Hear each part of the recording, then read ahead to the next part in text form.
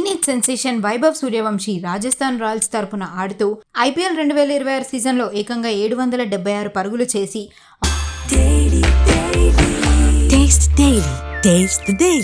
Orange క్యాప్తో పాటు మొత్తం 5 అవార్డులను కొల్లగొట్టాడు.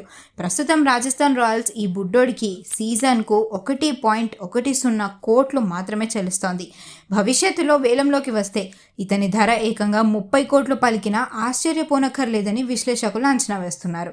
అయితే ఐపీఎల్ శాలరీ తక్కువగా ఉన్న ఎండార్స్మెంట్స్ ద్వారా వైభవ్ కోట్లలో సంపాదిస్తున్నాడు.